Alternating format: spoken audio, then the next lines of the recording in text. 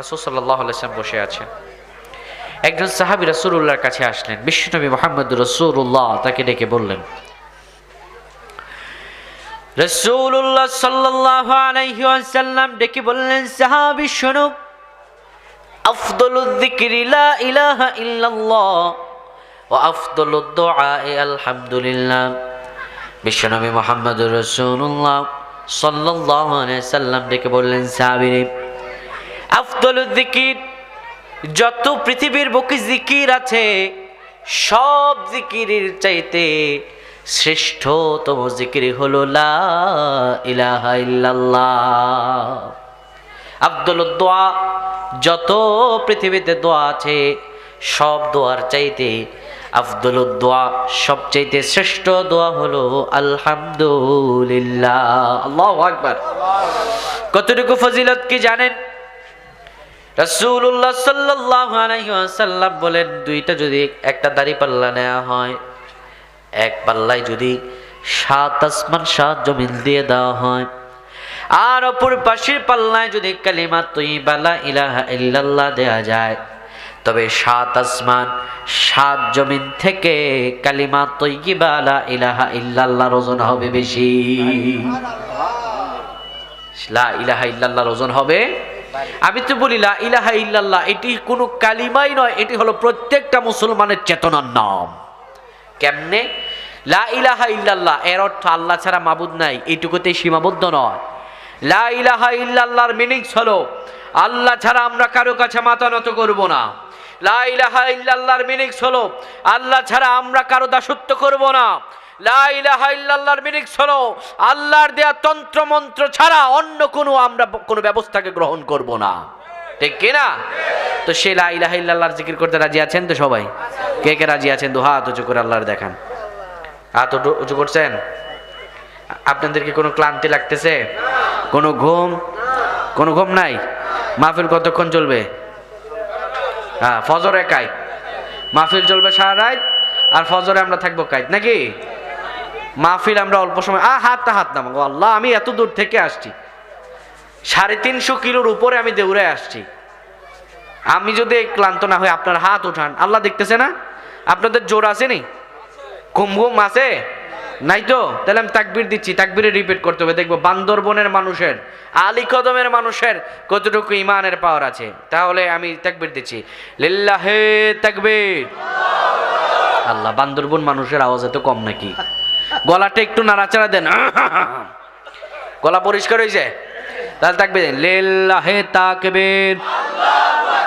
হলো না? তারও জোরে, লিল্লাহে তাকবীর।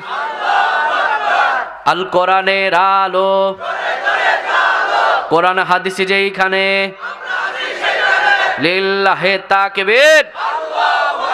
আত্মা একটু জিকির করেন, লা ইলাহা ইল্লাল্লাহ, লা ইলাহা ইল্লাল্লাহ, লা ইলাহা ইল্লাল্লাহ, লা ইলাহা ইল্লাল্লাহ। সবাই লা ইলাহা ইল্লাল্লাহ, লা ইলাহা ইল্লাল্লাহ, লা ইলাহা ইল্লাল্লাহ।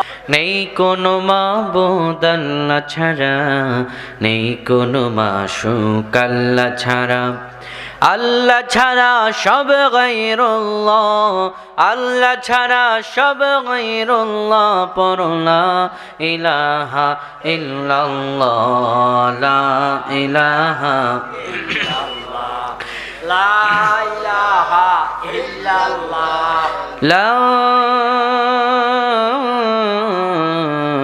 ইলাহা ইল্লাল্লাহ মুহাম্মাদুর রাসূলুল্লাহ সাল্লাল্লাহু আলাইহি ওয়াসাল্লাম। আলীকদম উপজেলার অন্তর্গত সোনাইছড়ি ইউনিয়ন 5 নং ওয়ার্ড অধস্থ সোনাইছড়ি ছাত্র ও যুব হিফজুল কোরআন সংগঠনের হিলফুল ফুজুল সংগঠনের 3য় বার্ষিক তাফসীরুল কোরআন মাহফিল। আজকের মাহফিলের সম্মানিত সভাপতি, উপস্থিত ওলামায়ে কেরাম, আমার পরে চমৎকারভাবে কথা বলবেন আমার শ্রদ্ধাভাজন বড় ভাই, আন্তর্জাতিক খ্যাতিসম্পন্ন মুফাসসিরে কোরআন হযরতুল আল্লাম হযরত মাওলানা ডক্টর মুফতি রফিকুল ইসলাম সিরাজুল সাহেব হাফিজাহুল্লাহু ওয়া রাআ বারাকাল্লাহু ফি হায়াতি। আমিন। আমার পূর্বে চমৎকারভাবে কথা বলছিলেন আপনাদের এই চট্টলার স্বনামধন্য আলেমীদ্বীন মাওলানা আহমেদ বিন আব্দুস সালাম।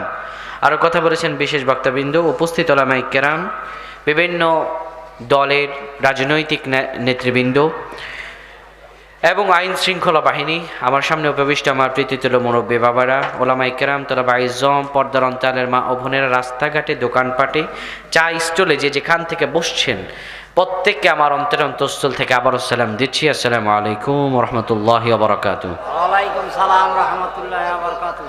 মহান রব্বে কারীমের দরবারে আমরা প্রশংসা জ্ঞাপন করছি। আজ 29শে ডিসেম্বর রোজ রবিবার। বরকতময় দিন শেষে অন্ধকারের চাদর যখন পৃথিবীকে ঢেকে দিয়েছে, জানান দিয়েছে রাত হয়ে গিয়েছে।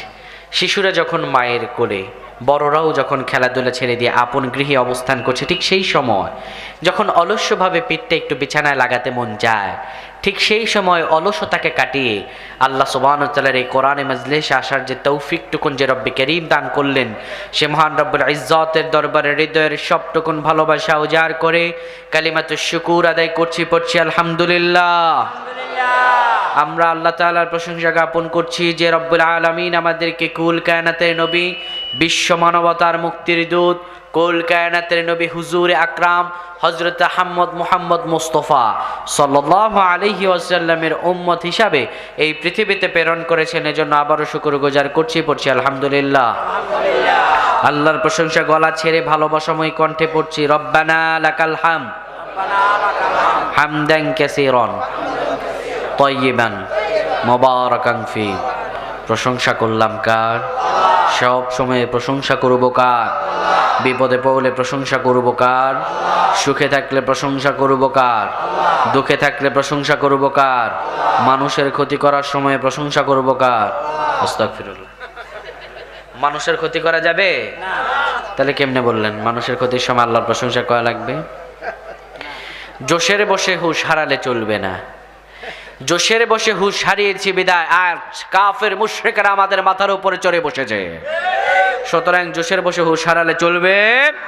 সম্মানিত ভাইরা, আমি আপনাদের সামনে পবিত্র কোরআনুল কারীমের 23 নম্বর সূরাতুল মুমিনুন থেকে কিছু আয়াত কারিমা তেলাওয়াত করেছি। আমি 10টি আয়াত সংক্ষিপ্ত সময়ে প্রত্যেকটা আয়াতের ব্যাখ্যা করব ইনশাআল্লাহ। এবং এই আয়াত দয়, এই সূরার কিছু অংশ না বললে নয়। পবিত্র কোরআনুল কারীমে কয়টি সূরা আছে কোন থেকে? মাশাআল্লাহ, সবাই তো কইতে পারলেন না। কয়টা? 114টা। পবিত্র কোরআনুল কারীমে আল্লাহ সুবহানাহু ওয়া তাআলা সূরাগুলো নাযিল করেছেন, দুই ভাগে বিভক্ত করেছেন। কোন সূরা হলো মাক্কি, কোন সূরা হলো মাদানী। আবার নবীজির জীবনের দুইটা পর্ব, একটা হলো মাক্কি জীবন আর একটা হলো মাদানী জীবন। সকল আম্বিয়া কেরাম যত আছে, আমরা তো স্বাভাবিকভাবে একটা কথা বলি, 1 লক্ষ মতান্তরে 2,24,000 পয়গম্বর বলি না, এগুলো এটা বলা ঠিক নয়। কেন জানেন? আকীদার ক্ষেত্রে যে কোনো একটা হওয়া উচিত। এই কথা বলবেন অসংখ্য নবী ও রাসূলুল্লাহ পাঠিয়েছেন, তো অসংখ্য নবী এবং রাসূল আল্লাহ পৃথিবীতে পাঠালেন। সব নবীগণের জন্য একটা নির্দিষ্ট জায়গা লাগতো, ওই জায়গায় গেলে আল্লাহ ওহী দিতেন। একটা ঘটনা আছে মূসা আলাইহিস সালামের, তিনি তুর পর্বতে না গেলে আল্লাহ তাআলা ওহী দিতেন না। তো তুর পর্বতে ওহী সাধন করতে গেছেন, এদিকে এসে দেখেন তার গোত্রের, তার জাতির সব লোকেরা গরু গোমূত্র পূজারী হয়ে গেছে। কথা বুঝতে পেরেছেন? অর্থাৎ প্রত্যেক নবীকে একটা নির্দিষ্ট জায়গায় যাওয়া লাগতো। কিন্তু আমার রাসূলুল্লাহর ক্ষেত্রে কি তেমন? আমার রাসূলুল্লাহর সিরাতের কত মূল্য, আমার রাসূলুল্লাহর শান কতটা বেশি, কোরআনের এই সূরাগুলোর পার্থক্যগুলো দেখলে বুঝে যাবেন। প্রত্যেক নবীগণকে একটা নির্দিষ্ট জায়গায় যাওয়া লাগতো। সে নির্দিষ্ট জায়গায় না গেলে পরে আল্লাহ তাআলা তাকে ওহী দিতেন না। কিন্তু আমার রাসূলুল্লাহকে আল্লাহ কতটুকু সম্মান দিলেন। আমার রাসূলুল্লাহ মক্কায় আমার আল্লাহ সূরাও নাজিল করেন মক্কায়, আল্লাহু আকবার। আমার রাসূলুল্লাহ মদিনায় আমার আল্লাহ সূরা নাজিল করেন মদিনায়। দাম কম না বেশি? ওয়ারাফা'না লাকা যিকরাক, যার সম্মানকে, যার মর্যাদাকে আল্লাহ তাআলা সুউচ্চ করেছেন, আল্লাহু আকবার। এই সূরা মুমিনুন এটি হচ্ছে মাক্কি সূরা। এটি কি সূরা? কথা কয় না, মুখস্থ করে নেন। আজকে ওয়াজ করলাম, কোন সূরা থেকে ওয়াজ করলাম বাসায় গিয়ে বলতে পারলেন না, এখানে ওয়াজ করলাম বাসায় গিয়ে ঘুমালেন, কিছু মনে থাকলো না, এই ওয়াজ শুনে কোনো লাভ আছে ভাই? কথা কয় না, লাভ আছে? অন্তত রেসপন্স করেন। আপনি আজকে তাফসিরুল কোরআন মাহফিল থেকে কানগুলো খরগোশের কানের মতো খাড়া করে যদি শুনে যেতে পারেন, ফজিলত কি? যদি আপনি আজকের মাহফিল সুন্দরভাবে শুনে এখান থেকে বিদায় নেন, আজকের এই তাফসির শুনে আপনি বিদায় নিলে 500 রাকাত নফল নামাজ পড়লে যে সওয়াব হবে, আল্লাহ তাআলা তাফসির ভালোভাবে শুনে বাড়ি যাওয়ার কারণে সেই সওয়াব আপনার আমলনামায় দিয়ে দেবেন। সুবহানাল্লাহ। তাইলে তো ফজিলত কম না বেশি? শুনতে হবে, বলতে হবে, শিখতে হবে। আমরা দার্সের মতো করে বলবো। দার্স, শিক্ষক যখন শিখায়, ছাত্র না বললে কি শিক্ষক শেখাতে পারবে? তাহলে আপনারা কিছু সময়ের জন্য আমার মুরব্বী হলো, আপনারা আমার ছাত্র, আমি যা বলবো আমাকে উত্তর দিতে হবে ইনশাআল্লাহ। এই সূরা নাজিল হয়েছে মক্কায়। সূরা নাজিল হয়েছে কোথায়? মক্কায়। এই সূরা নাজিলের সময় কখন? যখন রাসূলুল্লাহ সাল্লাল্লাহু আলাইহি ওয়াসাল্লাম ও মুসলমান সাহাবীদের উপরে তখন কাফেরদের তীব্র অত্যাচার শুরু হয়নি, মক্কায় থাকা অবস্থার মাঝামাঝি সময় নাজিলকৃত সূরা। মাঝামাঝি সময় এই সূরাটা নাজিল হয়েছে, ঠিক মাঝামাঝি সময়। রাসূলুল্লাহ সাল্লাল্লাহু আলাইহি ওয়াসাল্লাম বসে আছেন, নবীজির উপর সূরাগুলো নাজিল হতো কেমন করে? বিশ্ব নবীর উপর যখন সূরা নাজিল হতো, ওহী নাজিল হতো, কখনো কখনো নবীজি ঘেমে যেতেন, কখনো কখনো মৌমাছির আওয়াজ হতো। এই সূরা নাজিলের মধ্যবর্তী দিয়েও ঠিক একই ঘটনা ঘটলো। সাহাবায়ে কেরাম নিয়ে বসে আছেন তিনি, হঠাৎ করে একসাথে মৌমাছির চাক যখন আকাশ দিয়ে একদিকে ছুটে, আওয়াজ কম না বেশি? সে আওয়াজের একটা আওয়াজ শোনা গেল। রাসূলুল্লাহ সাল্লাল্লাহু আলাইহি ওয়াসাল্লাম সে আওয়াজ শুনতে পেলেন। বিশ্বনবী মুহাম্মদুর রাসূলুল্লাহর একজন সাহাবীও শুনতে পেলেন। রাসূলুল্লাহ এবার একটু তন্দ্রাচ্ছন্ন হলেন, তন্দ্রা থেকে উঠে সাহাবীদেরকে বলেন, ও সাহাবী, এই মাত্র আল্লাহ তাআলা আমার উপরে সূরাতুল মুমিনুনের 10টি আয়াত নাজিল করেছেন। কেউ যদি এই 10টি আয়াতের আমল করতে পারে, ফালা খাউফুন আলাইহিম ওয়ালা হুম ইয়াহজানুন, কোনো ভয় নাই, কোনো চিন্তার আশঙ্কা নাই। এই 10টি আয়াতের আমল যদি করতে পারে, আল্লাহর জান্নাত তার জন্য রেডি হয়ে যাবে। তো শুনে যাবেন? তো শুনে যাবেন ইনশাআল্লাহ। মাহফিল শেষ না করে যাওয়া যাবে? ঠিক আছে ইনশাআল্লাহ। আজকে আমরা এই 10টি আয়াত শুনবো, যে 10টি আয়াতের ব্যাপারে রাসূল সাল্লাল্লাহু আলাইহি ওয়াসাল্লাম বলেছেন, কেউ যদি এই 10টি আয়াতের আমল করে ডাইরেক্ট জান্নাতে যাবে, ডাইরেক্ট জান্নাতে, মাঝখানে কোনো বাধা নাই। আল্লাহ তাআলা এবার মুমিনদের গুণাবলী বলছেন। তো জান্নাতে কি পাইকারি দরে সবাই যেতে পারবে? কথা কয় না। সবাই যেতে পারবে? 3টা জিনিস থাকা চাই। কয়টা? 3টা। কোয়ালিটি, কোয়ালিটি অর্জন করে কোয়ালিফাইড হওয়ার পরে তার থাকা উচিত কোয়ালিফিকেশন, সার্টিফিকেট, সনদপত্র থাকতে হবে। প্রথমে কোয়ালিটি অর্জন করতে হবে। এখন কোয়ালিটি কি তা আমরা জানবো। জানার পরে আমরা যদি মানতে পারি তাহলে আমরা কোয়ালিফাইড। এরপর আমাদের কোয়ালিফিকেশন থাকবে, আর সেটার যোগ্যতা ধরে আমরা জান্নাতে পৌঁছায় যাব। আল্লাহ তাআলা বলছেন, শোনো সে যোগ্যতা কি। রব্বুল আলামিন বলেন, قد أفلح المؤمنون।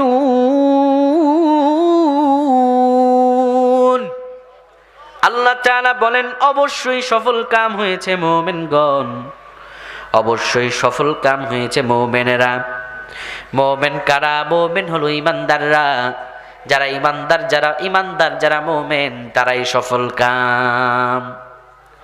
পৃথিবীর বুকে আমরা সফলতা মানে কি দিই? স্বাভাবিকভাবে আপনি আমি, কারো যদি 10 তলা বাড়ি থাকে, কিংবা ক্ষমতা থাকে, কিংবা একটা ভালো চেয়ারে যদি কেউ বসে, কিংবা অনেক অডেল টাকা পয়সা থাকে, ইউরোপ আমেরিকায় যদি যেতে পারে, আমরা মনে করি সেই সফল, ঠিক কিনা? আবার পড়াশোনা যারা করে তারা মনে করে জিপিএ 5 পেলে তারাই সফল। আবার যারা বিভিন্ন চাকরি করে প্রমোশন পেতে পারলেই মনে করে তারাই সফল, ঠিক কিনা? কিন্তু একটা জিনিস বুঝে রাখবেন, আমরা মানুষ, আমরা সৃষ্টি, আমরা স্রষ্টা নয়। সৃষ্টি কখনো সফলতার মাপকাঠি মানদণ্ড বুঝতে পারে না। প্রকৃত সফলতা যিনি জানবেন আর জানাবেন, আওয়াজ দিয়ে বলেন তিনি কে?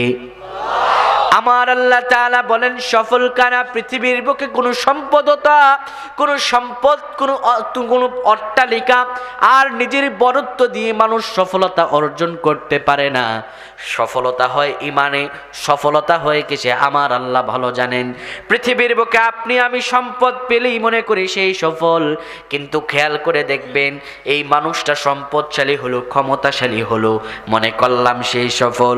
মরার পরে চোখটা বন্ধ হয়ে গেলে পরে সব সম্পত্তিও চলে যায়, আত্মীয় স্বজনও চলে যায়, ক্ষমতাও চলে যায়, সাথে সাথে দুই কাঁধের দুই ফেরেশতা পর্যন্ত তার থেকে বিদায় নিয়ে নেয়। কিচ্ছু যায় না, কিছু যায়। তাহলে পৃথিবীর এই পার্থিব জীবনের সম্পদ কখনো সফলতার কারণ হতে পারে? জোরে পড়েন, পারে? আমার আল্লাহ তাআলা বললেন শোনো, সফলতা কোনো সম্পদে নাই, সফলতা আছে ইমানে। সফল তো তারা ইমান এনেছে যারা, ইমানের হুকুমিয়াতগুলো কায়েম করেছে যারা, কদ আফলাহাল মুমিনুন, মুমিন যারা তারাই সফল। এখানে আল্লাহ তাআলা মুমিন যারা তাদের কিছু কোয়ালিটি দিয়েছেন, আমরা এই কোয়ালিটি জানবো, কিন্তু এর ফাঁকে দিয়ে আল্লাহ তাআলা যাদেরকে সার্টিফিকেট করে দিয়েছেন, একদম সনদ দিয়ে দিয়েছেন, সেই মুমিনদের পরিচয় জেনে আসি। আল্লাহ তাআলা মুমিনদের পরিচয় পবিত্র কোরআনুল কারীমে বিভিন্ন জায়গায় দিয়েছেন, কিন্তু একটি জায়গায় স্পেশালি বলতে হয়। সূরাতুল আনফালের 2 নম্বর আয়াতে আল্লাহ তাআলা বলেন মুমিন কারা, তাদের পরিচয় শুনে নাও। যারা মুমিন, যারা সফল মুমিন কারা, আসলে মুমিন কারা শোনো। ইন্নামাল মুমিনুনাল্লাযীনা ইযা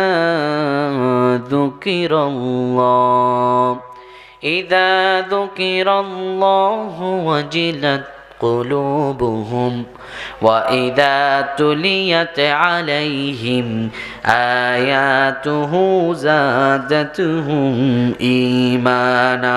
আওয়াজ দিয়ে পড়েন আল্লাহু আকবার। আল্লাহু আকবার। ভালো করে বুঝবেন, মুখস্থ করে নেন।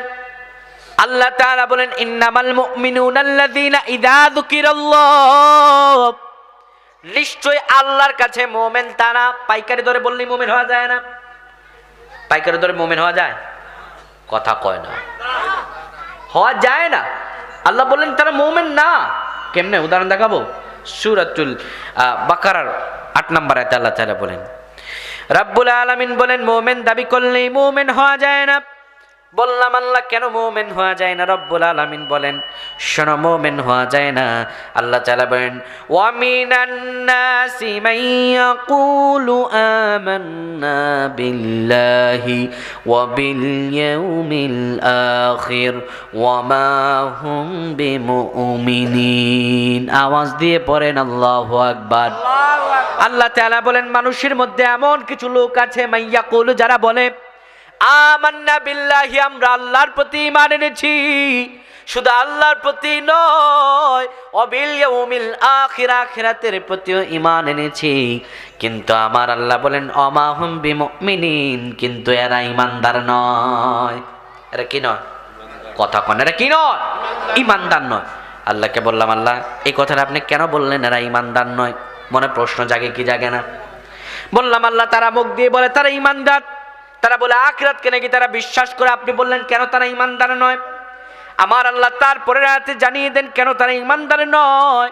তারা কি চায় এটা বলে আল্লাহ বলেন ইউখাদিউনাল্লাহা ওয়াল্লাযীনা আমানু ওয়া মা ইয়াখদাউনা ইল্লা আনফুসাহুম ওয়া মা ইয়াশউরুন। আল্লাহ তাআলা বলেন এরা মুমিন দাবিদার, কিন্তু এরা মুমিন নয়। সাপ যেভাবে তার জামা পাল্টায়, সলম পাল্টায়, এরাও সকালে থাকে ঈমানদার, বিকালে এরা কাফের, বিকালে এরা কি? আল্লাহ বললেন ইউখাদিউনাল্লাহ, এরা ঈমানদার দাবি করে আল্লাহরে ধোঁকা দিতে চায়। কারে ধোঁকা দিতে চায়?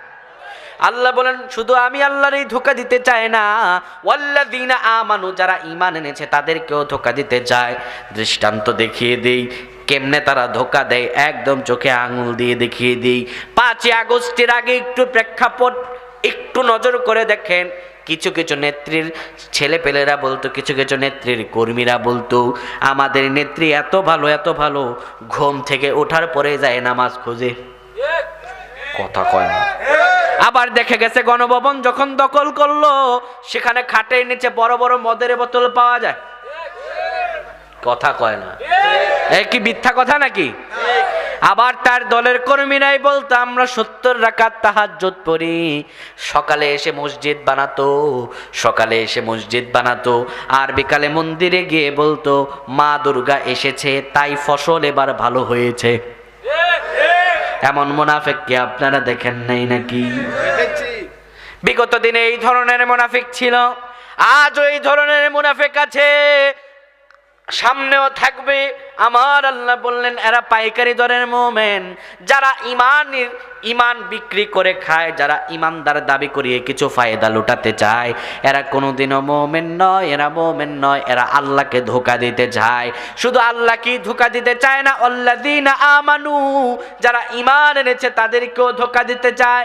আল্লাহ বললেন না না না, ওয়ামা ইয়াখদাউনা ইল্লা আনফুসাহুম, এই বোকারা বোঝে না, এরা ঈমানদার আর আল্লাহকে ধোঁকা দেয় না, এরা নিজেরাই নিজেদেরকে ধোঁকা দেয়। এরা কাকে ধোঁকা দেয়? কিন্তু এরা তো উপলব্ধি করতে পারে না, ওমা ইয়াশউরুন, তারা বুঝতেও পারে না, কিন্তু কোন দিক দিয়ে কিন্তু টেরও পায় না। বললাম আল্লাহ পাইকারে ধরে মুমিন হলে তো মুমিন হওয়া যায় না।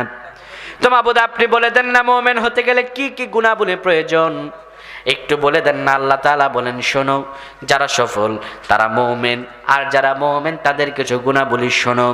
ইন্নামাল মুমিনুনা আল্লাযীনা ইযা যুকিরাল্লাহ, মুমিনরা এমন হবে যখন তাদের সামনে আল্লাহর জিকির করা হবে, ওয়াজিলাত কুলুবুহুম, তখন তাদের হৃদয়টা কেঁপে কেঁপে কেঁপে কেঁপে উঠবে। আল্লাহু আকবার। মুমিনদের সামনে আল্লাহর জিকির করা হলে কি কাঁপবে? কথা কয় না। কলব কাঁপবে। কি কাঁপবে? কলব কাঁপবে। কলব কাঁপার মানে কি জানেন? কলব কাঁপার মানে হলো তার হৃদয়ে আল্লাহর ভয় উদ্রেক হবে, তার হৃদয়ে আল্লাহর ভয় উদ্রেক হবে, তার হৃদয়টা নরম হয়ে যাবে, তার ভিতরে আল্লাহর ভীতি এমন ভাবে কাজ করবে, সে তখন আর কোনো খারাপ কাজে জড়াতে পারবে না, সে কোনো গুনার কাজে জড়াতে পারবে না। তাৎক্ষণিক যদি কোনো গুনাহের কাজেও জড়ায়, সেখান থেকে সে সঙ্গে সঙ্গে সেখান থেকে সে প্রত্যাবর্তন করবে। অর্থাৎ মুমিনদের হৃদয় কম্পন মানে হলো তাদের সামনে যখন আল্লাহ তাআলার জিকির করা হবে, আল্লাহ তাআলার নামগুলো বলা হবে, তাদের হৃদয়টা এত পরিমাণে কাঁপবে যে তারা আর সেই গুনাহের কাজের মধ্যে জড়িয়ে যেতে পারবে না। এটা হচ্ছে মুমিনদের গুণ। এক নম্বরে গুণাবলী, মুমিনদের সামনে যখন আল্লাহর জিকির করা হবে কলব কাঁপবে। কিন্তু স্বাভাবিকভাবে আমাদের সমাজে এক শ্রেণীর লোক আছে, তাদের সামনে আল্লাহর জিকির করা হলে পরে তাদের কলব কাঁপবে তো দূরে থাক, শরীর কাঁপনের ঠেলায় কখন যে লঙ্গি খুলে যায় সেইটাই খবর নাই। কি এমন লোক নাই? কেউ কেউ দেখা যায় জিকির করতে করতে বাসের আগায় উঠে যায়, দেখায় যারা খাজার শান, দিনে করে ভণ্ডামি আর রাত্রে মারে গাজায় টান। খাজার নামে মাজার গড়ে দেখায় যারা খাজার শান, দিনে করে ভণ্ডামি আর রাত্রে মারে গাজায় টান, দিনে করে ভণ্ডামি আর রাত্রে মারে গাজায় টান। আমার একটা পরিচিত লোক, বললাম যাক ভালোই তো আপনারা দেখা যায় খাজার মুরিদ, তো কাকা নামাজ পড়েন না কেন? কয় বেটা আমি খাজার মুরিদ, আমার নামাজ লাগে না। আমি বললাম তো কেন লাগে না? কয় নামাজ আমার লাগে না, সেটার দলিল আছে। কি আছে? তা আমি বললাম আরে আল্লাহ তাআলা ঈমানের পরেই দিলেন নামাজের বিধান, আমি এত ঘাটাঘাটি করলাম, ছোট মানুষ, আমার গবেষণার মানও ছোট, পড়াশোনা এলে মামুল তেমন নাই, আমি তো অত দূর যেতে পারি নাই যে নামাজ টামাজ নাই খাজার মুরিদ ধরে, তো দলিলটা একটু দেন। দলিল শোনো, পানির নিচে মোম জ্বালাইলে মোম তো আরে জ্বলে না, খাজা বাবার মুরিদ হইলে নামাজ রোজা লাগে না। দলিল দেখছেন? পানির নিচে মোম জ্বালাইলে মোম তো আরে জ্বলে না, খাজা বাবার মুরিদ হইলে নামাজ রোজা লাগে না। মাজারেতে যাবে যারা তারা হবে ঈমান হারা, ঠিক কি না? মাজারেতে যাবে যারা তারা হবে সর্বহারা, ঈমান সব চলে যাবে, থাকবে না তার ঈমান, দিনে করে ভণ্ডামি আর রাত্রে মারে গাজায় টান। এতে এক শ্রেণী। তারপরও মানা যায়, যাই হোক নামাজ টামাজ পড়ে না, খাজার মুরিদ করে যাক। কিন্তু দুঃখের কথা কি বলবো, এক মুরব্বী আমি বললাম আমার এলাকার, তা আপনি যাই করেন নামাজ টামাজ পড়েন না পড়েন খাজার মুরিদ, তাও বুঝলাম। একটা বিষয় কষ্ট লাগে, সেটা হচ্ছে আপনি মহিলাদের সঙ্গে এভাবে নাচানাচি করেন কেন, ওইটা তুমি বুঝবা না। বললাম কেন বুঝবো না, প্রাপ্তবয়স্ক হয়েছি কেন এটা বুঝবো না? আমি ইমান টেস্ট করি। কি টেস্ট করে? কয় বেটা মোমবাতি যদি আগুনের কাছে না যায় এই মোম গলবে কিনা সাকিব তা কি বলা যায়? আমি আগুনের কাছে যাই দেখি আমার ইমান গলে টলে কিনা। বলবো কি ভাই দুঃখের কথা, শরম লাগে অন্তরে, বুড়াকালে চাচায় দেখি বেডি লইয়া মাজারে ফাল পারে। মাজারেতে যাবে যারা তারা হবে ইমান হারা, মাজারেতে যাবে যারা তারা হবে সর্বহারা। আমল সব ধ্বংস হবে, থাকবে না তার ইমান, দিনে করে ভণ্ডামিয়া রাত্রে মারে গাজায় টান। কিন্তু মোমেনটা কেমন জিকির করবে? শাহলি বাবা, ফকিরি বাবা, এ তো একটা আছে। কিছুদিন আগে তো আরেক নতুন জিকির বের হয়েছে, হিমহে হিমহে, শুনছেন না আপনারা জিকির? আহা, জিকির করতেছে আল্লাহ আল্লাহ, সেখানে আবার বাবারে টেনে নিয়ে আসে। কায় টেনে আনে?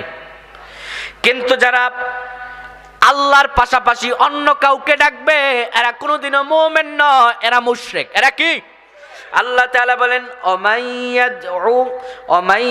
অমাইয়াদউ মাআল্লাহি ইলাহান আখার লা বুরহানা লাহু বিহি ফাইন্নামা হিসাবুহু ইনদা রাব্বিহি ইন্নাহু লা ইউফলিহুল কাফিরুন। আল্লাহ তাআলা সূরাতুল মুমিনুনের 117 নম্বর আয়াতে আল্লাহ জানিয়ে দেন অমাইয়াদউ মাআল্লাহি ইলাহান আখার, যারা আল্লাহর পাশাপাশি অন্য কাউকে ডাকে, পীরের নাম ধরে ডাকে, বাবার নাম ধরে ডাকে, শোনো আমি আল্লাহ বলছি লা বুরহানা লাহু বিহি, তার কাছে এটার কোনো প্রমাণ নাই। ফাইন্নামা হিসাবুহু ইনদা রাব্বি ইন্নাহু লা ইউফলিহুল কাফিরুন। আল্লাহ তাআলা বলেন শোনো, তার অবশ্যই একজন পালনকর্তা আছে, কিন্তু সে পালনকর্তা হলো আল্লাহ। আল্লাহ ব্যতীত অন্য কারো নাম দিয়ে যদি জিকির করে সে কাফের হয়ে যাবে, তার ঈমান চলে যাবে। লা ইউফলিহুল কাফিরুন। আর কাফেররা কোনোদিনও সফল কাম হয় না। কাফেররা কি হয় না? সফল কাম হয় না। মুমিনুন আল্লাহ তাআলা 117 নম্বর আয়াতে স্পষ্ট জানিয়ে দিয়েছেন ডাকতে হবে আল্লাহর জিকিরের সময় একজনকে ডাকবো, তিনি কে? আল্লাহ ছাড়া আর কাউকে ডাকবো না। এটাই স্পষ্ট, লাউড অ্যান্ড ক্লিয়ার। যারা আল্লাহর পাশাপাশি পীরের নাম ধরে ডাকে, বাবার নাম ধরে ডাকে, এরা কোনোদিনও জান্নাতে যেতে পারবে না, এদের ঈমানই ধ্বংস হয়ে যাবে। আল্লাহ তাআলা বললেন মুমিনরা এমন নয়, তারা আল্লাহর পাশাপাশি আর কাউকে ডাকে না। আর তাদের সামনে যখন আল্লাহর জিকির করা হয় ওয়াজিলাত কুলুবুহুম, তখন তাদের ঈমান বেড়ে যায়। শুধু তাই নয়, ওয়া ইযা তুলিয়াত আলাইহিম আয়াতুহু যাদাতুহুম ঈমানা। আল্লাহ তাআলা 2 নম্বর গুণাবলী বলেন মুমিন যারা, যাদেরকে আল্লাহ তাআলা সার্টিফিকেট দিয়েছেন আনফালে, আল্লাহ তাআলা বলেন 2 নম্বর গুণাবলী হলো তাদের সামনে যখন কোরআনের আয়াতগুলো বলা হবে তখন তারা কোরআনের আয়াতগুলো শ্রবণ করবে। শ্রবণ করার দ্বারা তাদের ঈমান যাদাতুহুম ঈমানা, তখন তাদের ঈমানটা বেড়ে যাবে। কি বেড়ে যাবে? জোরে বলেন। ঈমান বেড়ে যাবে। কি বাড়বে? আল্লাহ বলেন মুমিনদের সামনে কোরআনের আয়াতগুলি বলা হলে পরে তাদের ঈমান বেড়ে যাবে। যারা মুমিন হবে তারা। কিন্তু আমাদের সমাজে এক শ্রেণীর লোক আছে দেখবেন, তাদের সামনে কোরআনের আয়াতগুলো ব্যাখ্যা সহকারে বলা হলে ঈমান বাড়বে তো দূরে থাক, কোরআনের কথা বলার জন্য তাদের কার্যকরী ভূমিকা তারা পালন করে। ঠিক কিনা? তাদের কার্যকরী ভূমিকা তারা পালন করে। কোরআনের মাহফিলে তাদের নাম উপরে না দিলে এমনও মাহফিল আছে বিভিন্ন জেলায় বন্ধ করে দেয়। এমন কোলাঙ্গারের নাম শোনেন নাই? কথা কয় না। এই তো কিছুদিন আগে সবাই তারা যদি ইমানদার হতো, তাদের সামনে কোরআনের আয়াতগুলো বলা হলে পরে যদি তাদের ঈমান বাড়তো, তবে কোনোদিনও কোরআনের কথা বলার কারণে আলেমদেরকে মঞ্চের উপরে দাঁড়িয়ে কোনোদিনও আলেমদের মাইক কেড়ে নিতে পারতো না। কথা কয় না। তারা যদি ইমানদার হতো, কোনোদিনও শুধু কোরআনের কথা বলার কারণে আলেম ওলামাদেরকে কারাবরণ করাতে পারতো না। তারা যদি ইমানদার হতো, আজকে এই তাফসিরুল কোরআন মাহফিল আপনারা দেখেন, আহারে তাফসিরুল কোরআন মাহফিল নামটা যখন দেখি একজনের নাম ভেসে ওঠে আল্লামা সাঈদী, যাকে যিনি 50টা বছর কোরআনের খেদমত করেছেন। যে আল্লামা সাঈদীর মধ্য দিয়েই মানুষ তাফসিরুল কোরআনকে এটার আসল নির্যাস বুঝেছে, সেই আল্লামা সাঈদীকে শুধু কোরআনের কথা বলার কারণে রাজাকার ট্যাগ দিতে পারতো না, নির্বিচারে ইনজেকশন পুশ দিয়ে তাকে হত্যা করতো না। শুধু কোরআনের কথা বলার কারণে আল্লামা মামুনুল হককে রিমান্ডে নেওয়া হয়েছে। শুধু কোরআনের কথা বলার কারণে বাবু নগরীকে কারাবরণ করতে হয়েছে। শুধু কোরআনের কথা বলার কারণে শাপলা চত্বরে আমার মুসলমান ভাইদেরকে শহীদ হতে হয়েছে। সুতরাং বোঝা যায় কোরআনের কথা সবার কাছে ভালো লাগবে না, ঠিক কিনা?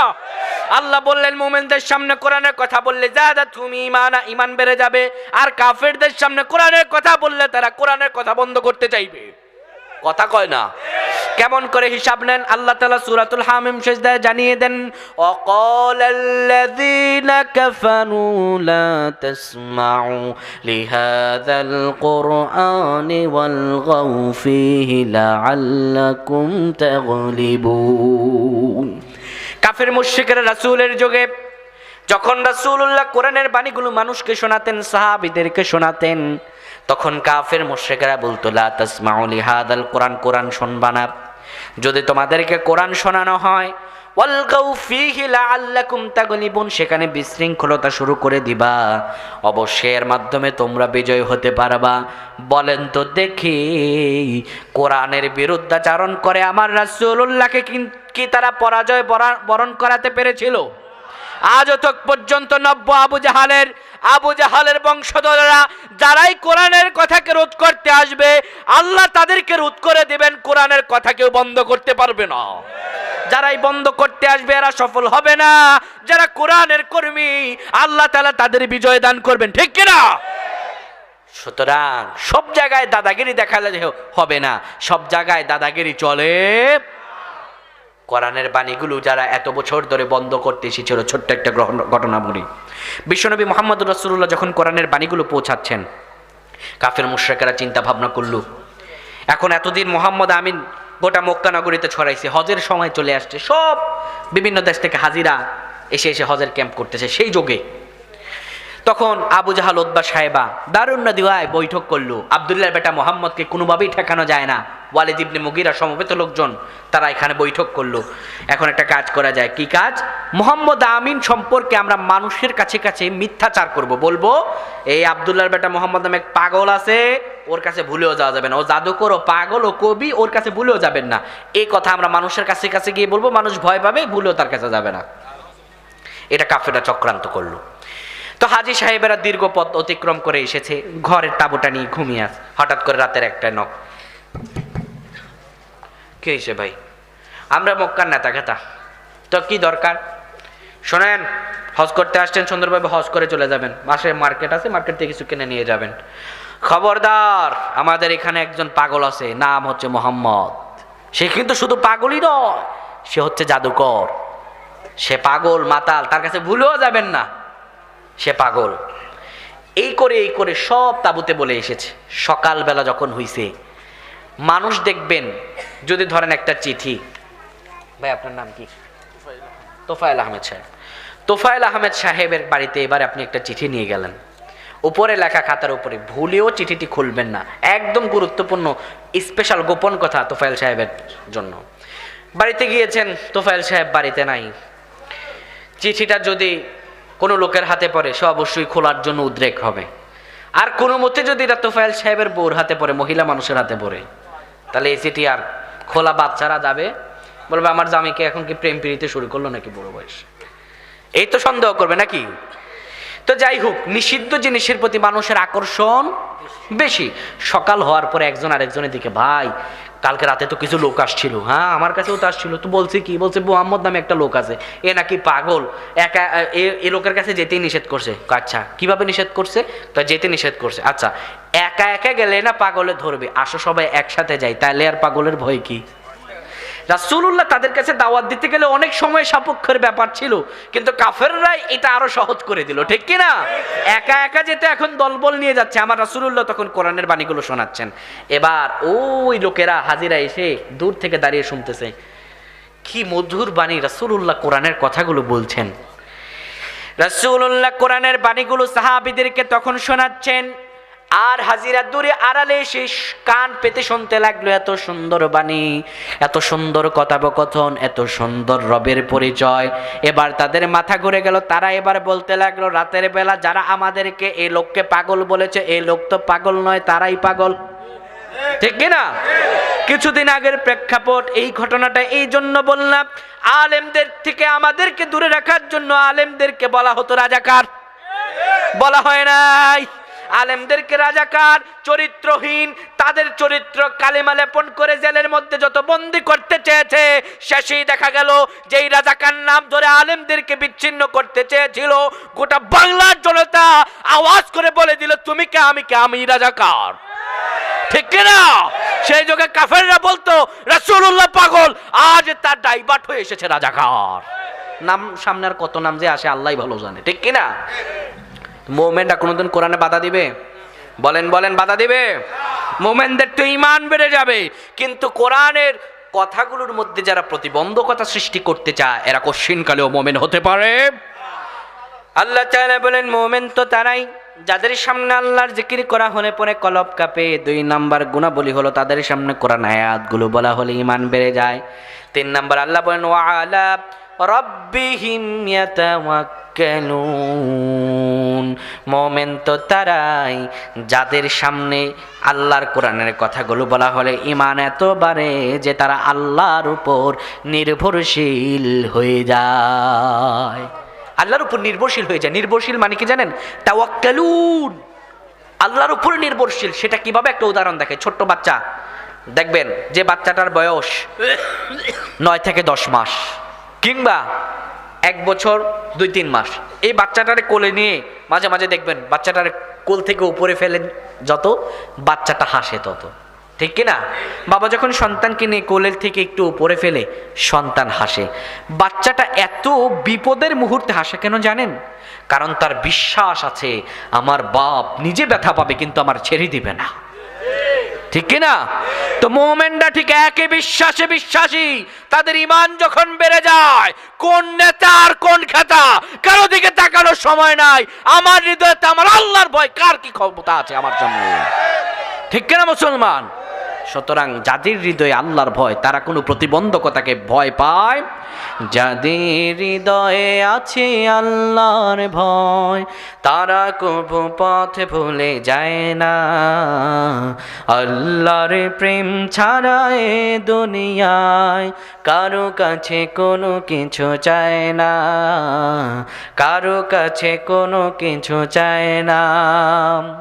রাতের আধারে যারা সিজদাতে রয়, 2 চোখের শ্রুতি নদী যেন বয়। ছলনার হাত ছানি যতই আসুক, ছলনার হাত ছানি যতই আসুক, পেছনে ফিরেও তাকায় না, পেছনে ফিরেও তাকায় না। আল্লাহু আকবার। যারা মুমিন, যারা আল্লাহর উপর তাওয়াক্কুল করে, তাদের হৃদয়ে আল্লাহর ভয় থাকে। আর যার হৃদয়ে আল্লাহর ভয় থাকে, কোনো গুন্ডার পান্ডাকে তারা ভয় পায় না। এবার 4 নম্বরে আল্লাহ বলেন, মুমিন যারা, তাদের গুণাবলী হলো আল্লাযীনা ইউকিমুনাস সালাতা ওয়া মিম্মা রাযাকনাহুম ইউনফিকুন। আল্লাহ তাআলা বলেন তাদের 4 নম্বর গুণ হলো তারা সালাত কায়েম করবে। ইউকিমুনাস সালাহ এর ব্যাখ্যা অনেক বিস্তৃত। সালাত কায়েমের মানে এক অর্থে দাঁড়ায় তারা যে নামাজগুলো পড়বে, নামাজের মধ্যে যেমন করে যা শিখতে পারে, নামাজের মধ্যে আদব শিখে, নামাজের মধ্যে ধনী কে বড় লোক আর কে গরিব এটার যেমন কোনো পার্থক্য নাই।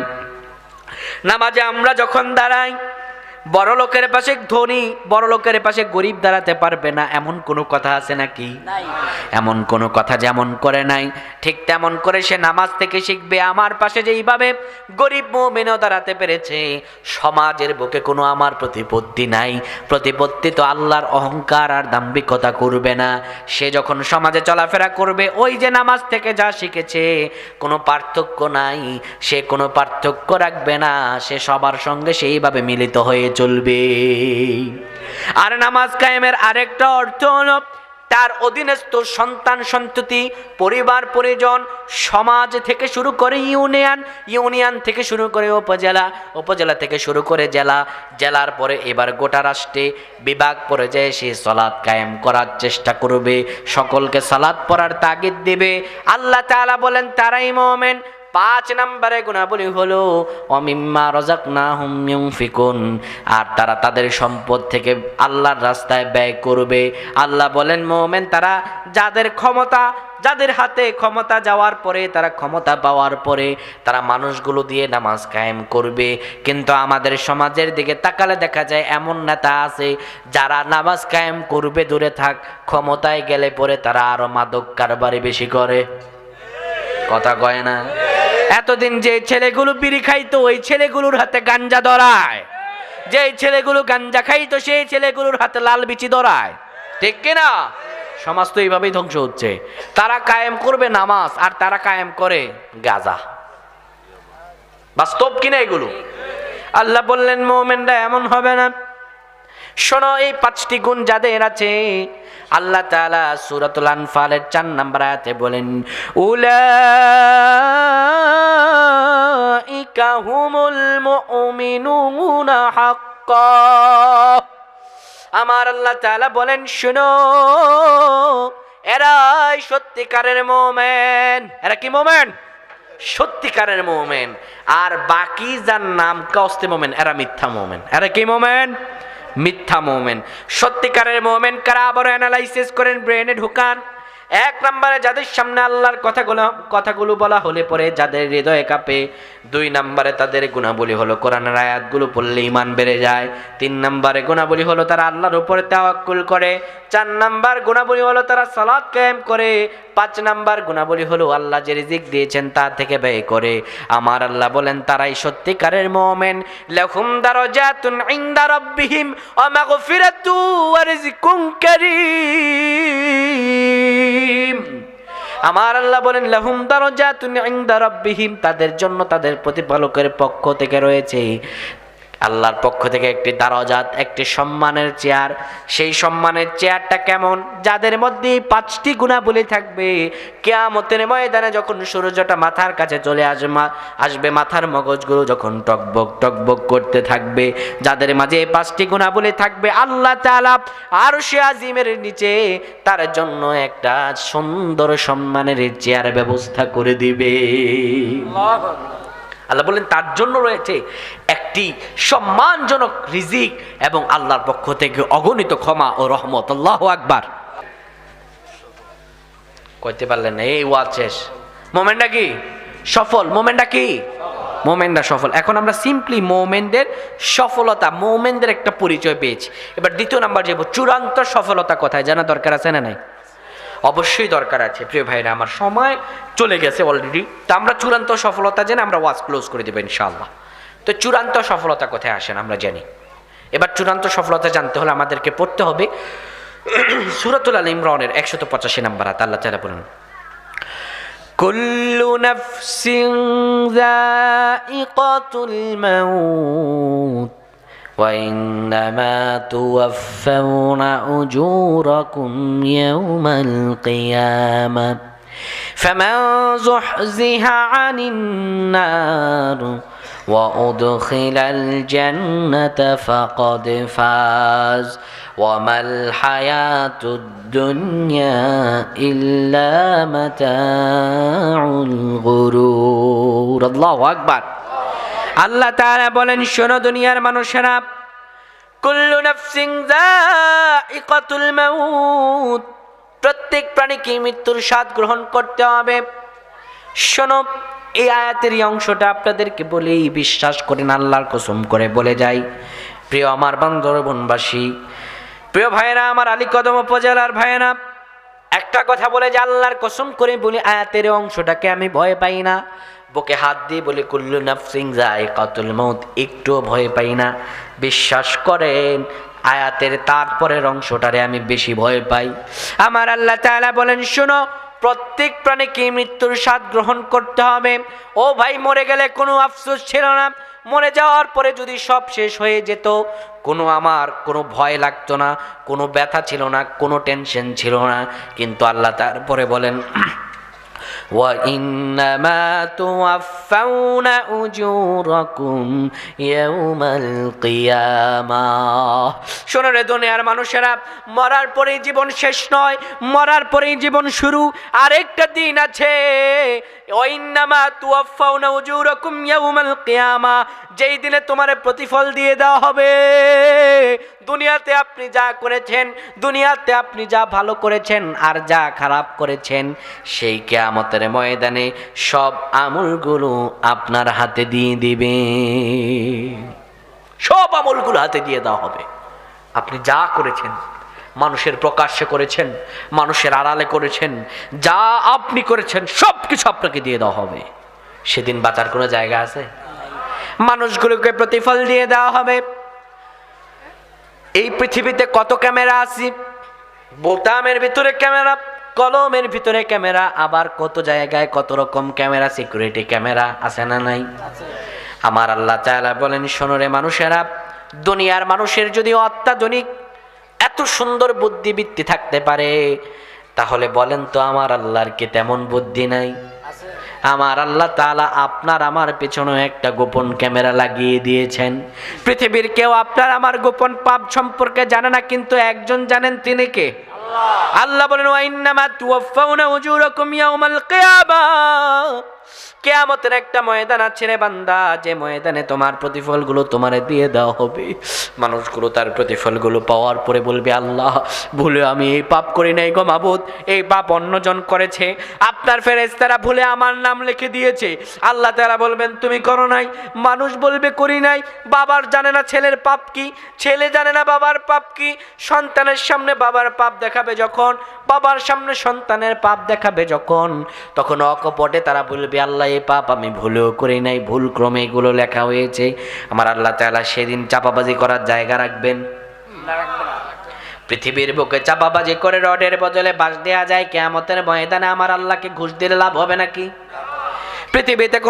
পৃথিবীতে লাভ আছে চাপাবাজির, কিন্তু কিয়ামতের ময়দানে কোনো চাপাবাজি চলবে না। তা চাপাবাজি করে 5 বছর আগে রাস্তা ক্লিয়ার করে দিব, শুধুমাত্র নির্বাচনে জিতে দেখেন, নির্বাচনের 10 বছর চলে যায়, রাস্তার অবস্থা এমন যে রাস্তা দিয়ে কোনো ডেলিভারি মহিলা গেলে ডাক্তারের কাছে নিতে হবে না, অটো ডেলিভারি রাস্তায় হয়ে যাবে। এমন রাস্তা নাই আপনাদের দিকে? আমাদের কুমিল্লায় বহুত আছে, আর ঢাকা শহরে তো বিভিন্ন জায়গায় এমন রাস্তা আছে, আল্লাহ মাফ করো। তো যাই হোক, কিয়ামতের ময়দানে চাপাবাজি চলবে। কিয়ামতের ময়দানে কিন্তু এই চাপাবাজটা থেমে যাবে না। ডেকে ডেকে বলবে, আল্লাহ, এই পাপ আমি করি নাই, মাবুদে আমি পাপ করি নাই। আল্লাহ তাআলা বলবেন, করস নাই। মানুষ বলবে না, আল্লাহ করে নাই। সেদিন আল্লাহ তাআলা বলবেন, আল ইয়াউমা নাখতিমু আলা আফওয়াহিহিম ওয়া তুকাল্লিমুনা আইদিহিম ওয়া তাশহাদু আরজুলুহুম বিমা কানু ইয়াকসিবুন। জোরে বলেন আল্লাহু আকবার। কিয়ামতের ময়দানে আল্লাহ মুখটারে বন্ধ করে দেবেন। কেননা এই মুখ দিয়ে যত চাপাবাজি আছে আমরা তা করি। আল্লাহ তাআলা মুখটারে বন্ধ করে দিবেন। ওয়া তুকাল্লিমুনা আইদিহিম, হাতগুলো আল্লাহর সঙ্গে কথা বলবে।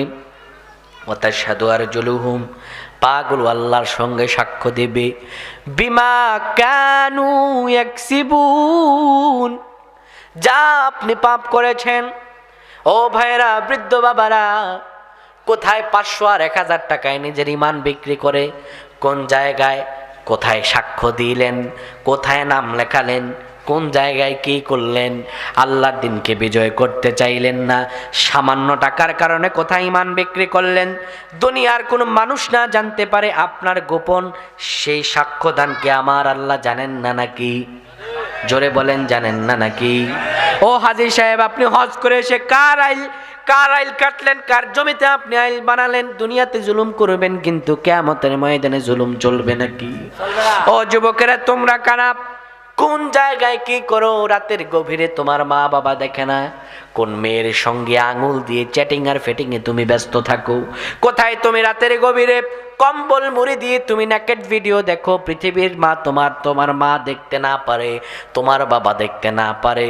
তুমি যতই অশ্লীলতা করো না কেন, আওয়াজ দিয়ে বলেন একজন দেখে, তিনি কে? আল্লাহ। আমার আল্লাহ তাআলা সব রেকর্ড করে দিয়েছেন রে যুবক। এই আঙুল দিয়ে তুমি কোথায় কি করো, কোথায় সার্চ করো, কোথায় কোন ভিডিও দেখো, যা কিছুই করো, দুনিয়ার কেউ না দেখলেও আমার আল্লাহ কিন্তু দেখেন।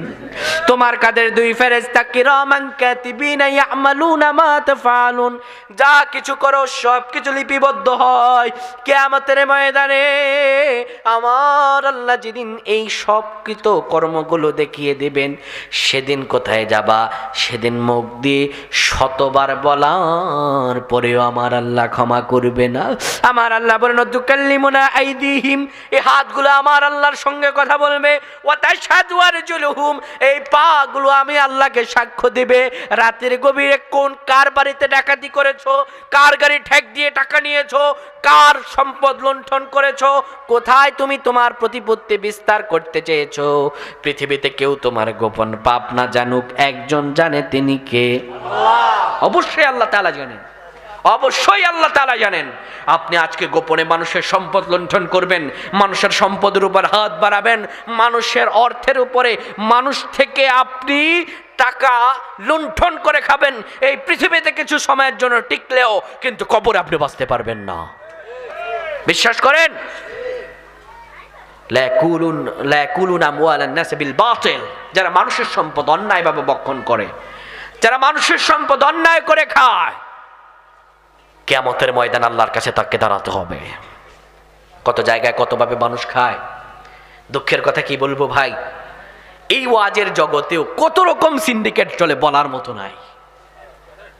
বুঝতে পেরেছেন? কত জায়গায় কত সিন্ডিকেট চলে, হুজুরদের টাকা পর্যন্ত মেরে দেয়। এমনও ভদ্রলোক আছে। কোথায় যাব, কোথায় গিয়ে দিনের কথা বলবো? যেখানে দিনের কথা সেখানেই ঘাপলা আছে না নাই? আছে। প্রিয় ভাইরা আমার, এই পৃথিবীতে আপনি বাঁচতে পারবেন, কিন্তু কিয়ামতের ময়দানে বাঁচা যাবে বিমা কানু ইয়াকসিবুন, যা আপনি করেছেন সব বলে দেবে, সব কিছু বলে দেবে। কিয়ামতের ময়দানে বাঁচা সম্ভব নয়। আল্লাহ বলেন ওয়া ইন্নামা তুওয়াফাউনা উজুরাকুম ইয়াউমাল কিয়ামাহ, কিয়ামতের ময়দানে যত তোমার কৃতকর্মের প্রতিফল সব তোমাকে দিয়ে দেওয়া হবে।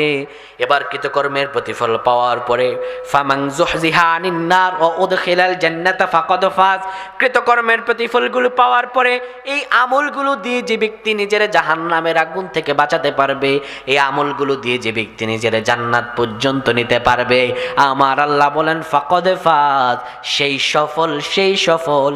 সে ছাড়া যারা আধুনিকতার নামে, যারা ইসলামকে মডিফাইড করতে যায়, যারা মডারেটর ইসলাম, যারা মুখ দিয়ে বলে একটা কিন্তু অন্তরে পোষে আরেকটা, যারা দুনিয়াতে সফলতা নিজেকে মনে করে, কিয়ামতের ময়দানে নিজের আমলগুলো দিয়ে জাহান্নাম থেকে বাঁচতে পারলে আর জান্নাতে যেতে পারলে সেটাই সফল। এই ছাড়া আর কোনো কিছুতে সফলতা নাই, আর কোনো কিছুতে সফলতা নাই। যা কিছু আপনি দেখতে পান সবগুলো বিফলতায় ভরপুর, ঠিক কিনা? প্রিয় ভাইরা আমার, এটা আমরা জানলাম চূড়ান্ত সফলতা কোথায়। এবার বলেন তো মুমিনটা কি? জোরে জোরে জোরে, মুমিনটা কি? সফল। মুমিনটা সফল। মুমিন ছাড়া যত যারা আছে সব কি বিফল। প্রিয় ভাইরা আমার, আপনারা মাইক আনছেন, এমন কথা বলতেছি আমার গলায় এইটুকুই শেষ। 2 ঘন্টা ওয়াজ করলেও কিছু হয় না, কিন্তু মাইকের কন্ডিশন এমন আমি কথা বলতেই পারছি না। প্রিয় ভাইরা আমার, আমি আমার আলোচনা শেষ করে দিচ্ছি। 5 মিনিট একটা কথা বলবো, 5 মিনিট আর একটা কথা বলবো। 2 নাম্বার, আল্লাহ তাআলাকে বললাম আল্লাহ মুমিনদের তো গুণাবলী পেলাম, এবার ডিরেক্ট যারা জান্নাতে যায় তাদের গুণাবলী পাইছি? বা তাদেরটা তো পাই নাই, কথা কয় না, তাদেরটা পাইছি? সূরা মুমিনুন থেকে কয়টা আয়াতের তাফসীর করলাম? একটা আয়াতের করছি। কয়টা আয়াতের? কদ আফলাহাল মুমিনুন, এটা দিয়ে প্রথমে জানছি মুমিনদের পরিচয় আনফাল থেকে, তারপর জানছি সফলতার চূড়ান্ত কোথায়, সূরা আলে ইমরান 185 নম্বর আয়াত থেকে। এবার আমরা জানবো ডিরেক্ট জান্নাতে যেতে হলে কি প্রয়োজন, একটা গুণাবলী জানবো, এরপর আমরা লাস্টিং ফিনিশিং দেবো ইনশাআল্লাহ। হুজুর নিয়ে আসেন। রব্বুল আলামিন বলেন মুমিন যারা যারা ডিরেক্ট জান্নাতে যাবে তাদের গুণাবলী শোনো, আল্লাযীনা হুম ফি সালাতিহিম খাশিউন। রব্বুল আলামিন বলেন মুমিন তো তারা জান্নাতে ডাইরেক্ট যাবে, যারা ডিরেক্ট জান্নাতে যাবে, যারা জান্নাতের ওয়ারিস, তাদের এক নাম্বার গুণাবলী হলো মুমিনরা তারা যখন সালাত আদায় করে তাদের নামাজে তারা বিনয় নম্র এবং ভীত থাকে। নামাজে কি থাকে? এই খাশিউনের ব্যাখ্যা এসেছে খুশু এবং খুজু। খুশু এবং খুজুর সঙ্গে তারা নামাজ আদায় করে। এই খুশু এবং খুজু এই শব্দ শোনেন নাই এমন একটা মানুষ এখানে নাই। আমি বিশ্বাস সবাই শুনছেন, শোনেন নাই? খুশু আর খুজুর এটা একটা একদম নর্মাল ব্যাখ্যা করছি। খুশু হচ্ছে অন্তরের স্থিরতা। কিসের স্থিরতা? জোরে জোরে জোরে বলেন, কিসের স্থিরতা? আর খুজু হচ্ছে শারীরিক স্থিরতা। নামাজে যখন দাঁড়াই তখন মনটা চলে যায় বাড়িতে। কোথায় চলে যায়? বাড়িতে। আর কিছু কিছু মুরব্বী আছে এরা নামাজে দাঁড়ায় আল্লাহ রাসূল সাল্লাল্লাহু আলাইহি ওয়াসাল্লাম শিখিয়েছেন সেজদার দিকে তাকাবা, কিন্তু এই চাচারা কয়জন লোক মসজিদ দিয়ে আসে গনে, বের হলো কে রে, ডানে আসলো কে রে। আর ইমাম সাহেব যদি বড় কোনো লম্বা কেরাত ধরে তো মুরব্বী চাচা নামাজে দাঁড়ায় আর গনে কয়টা টাইস আছে সামনের কাতারে, আর মনে মনে বলে আগের দিনের কাজ তো খুবই শক্তিশালী কাজ। আর আমার মা বোনদের নামাজ কি বলবো, আমার মা বোনরা যখন নামাজ পড়ে, আমার মা বোনরা খুব ব্যস্ত, জোহরের নামাজ পড়ে আসরের সঙ্গে মিলাইয়া, আর আসরের নামাজ পড়ে ঈশার সঙ্গে মিলাইয়া। মা বোনদের নামাজে দাঁড়াইছে, মুরগা টুরগা পালে। মুরগি চিনেন আপনারা? কথা কয় না। পালিত মুরগি চিনেন না? পালে না মুরগি।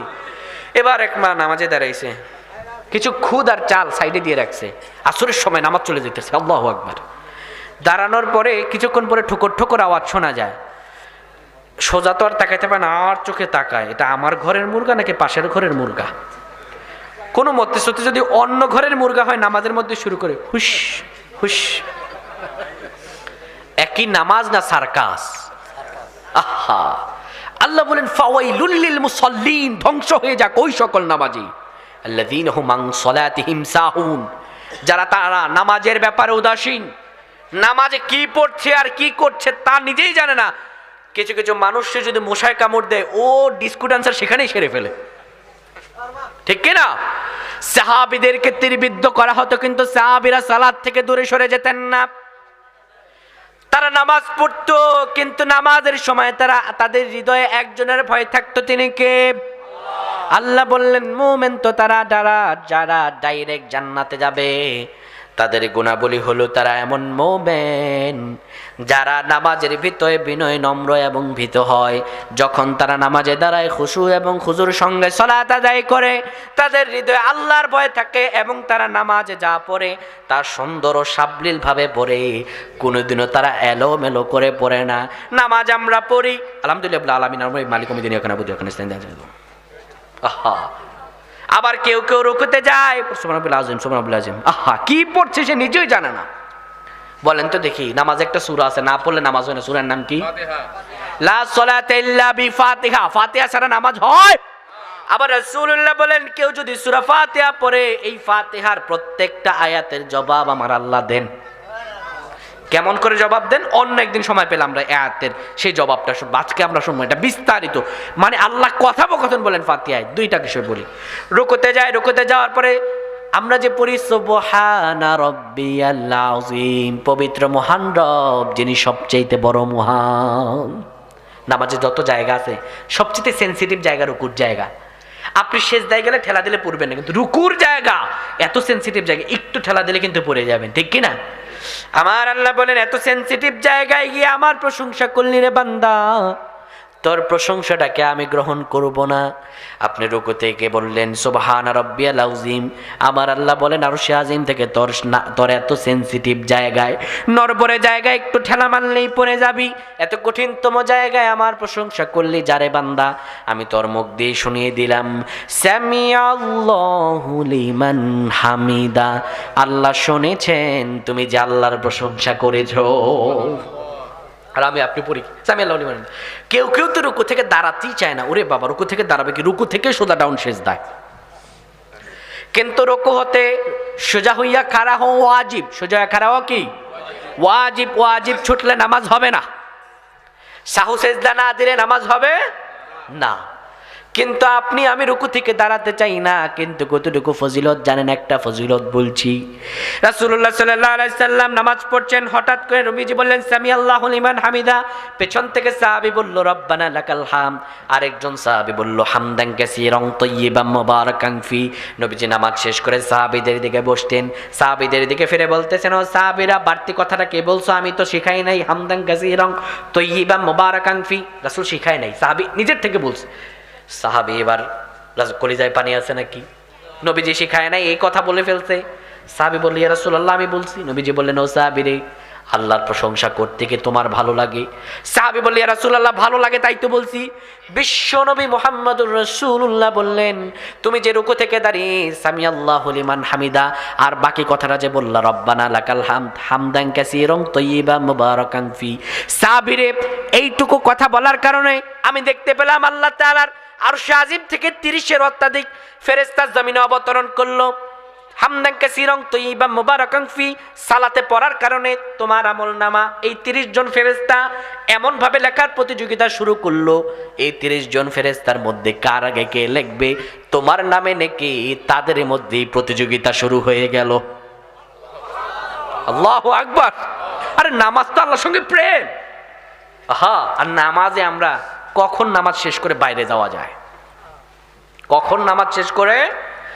এবার আপনি উপর আপ, এবার ডাউন হয়ে যাবেন, আল্লাহু আকবার বলে কপালটা আপনি জমিনে ঠেকায়া দেবেন।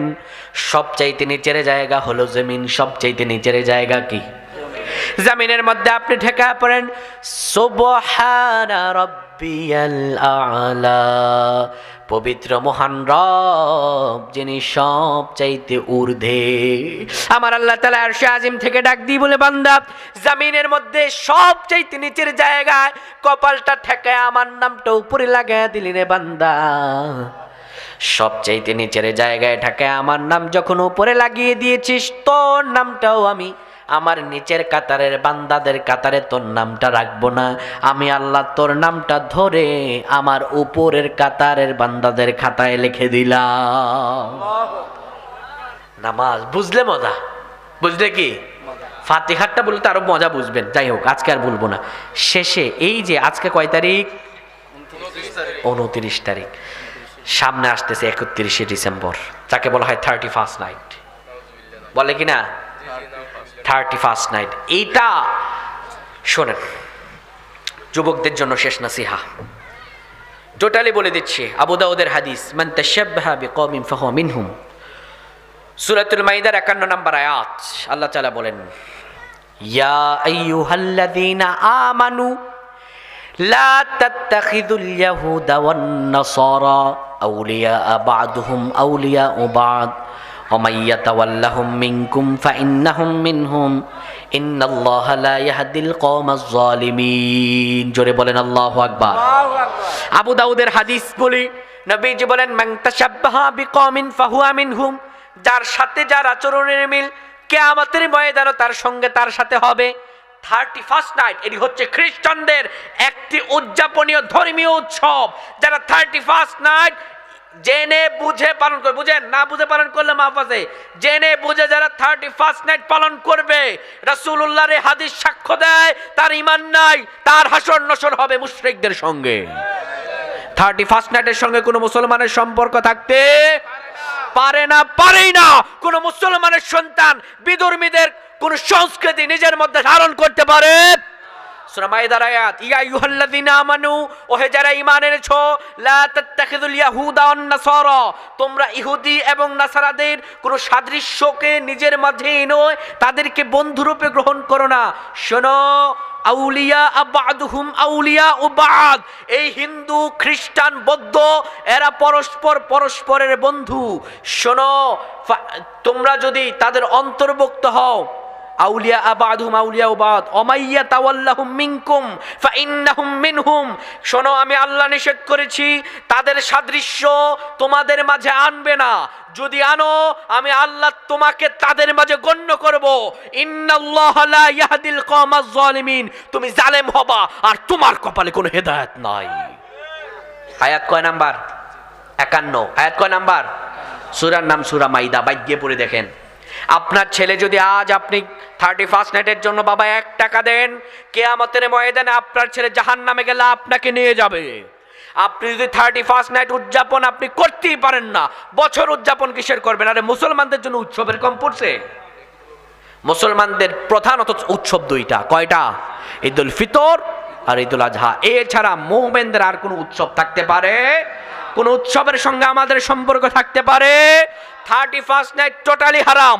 এমন কোন যুবক আছেন আল্লাহর জন্য সাক্ষী রেখে বলবেন আপনারা এই আলী কদমের যুবকেরা 31st নাইট আপনারা পালন করবেন না, আপনাদের ভাই বোনদের পালন করতে দেবেন না? রাজি আছো মুসলমান? কে কে রাজি? দু হাত উঁচু করে আল্লাহকে দেখান। ওয়াদা তো? ইনশাআল্লাহ আল্লাহ তাআলা প্রত্যেককে কবুল করুক, পয় না আমিন। আমি এতক্ষণ কথা বললাম সূরা মুমিনুনের 10টা আয়াত, প্রথম 10টা আয়াত অর্থসহ পড়ে নেবেন, নিজের মাঝে কিছু গুণাবলী আনবেন। আমাদের যখন আবার কোনো সময় হবে, আবারও কখনো কোথাও দেখা হবে, আমরা ইনশাআল্লাহ বাকি আলোচনা করব। আজকের মতো এখানেই বিদায় নিলাম। কেউ যদি আমার কথায় কষ্ট পেয়ে থাকেন ক্ষমা সুন্দর দৃষ্টিতে দেখবেন। ওমা তৌফিক ইল্লা বিল্লাহ। আসসালামু আলাইকুম ওয়া রাহমাতুল্লাহি ওয়া বারাকাতুহু।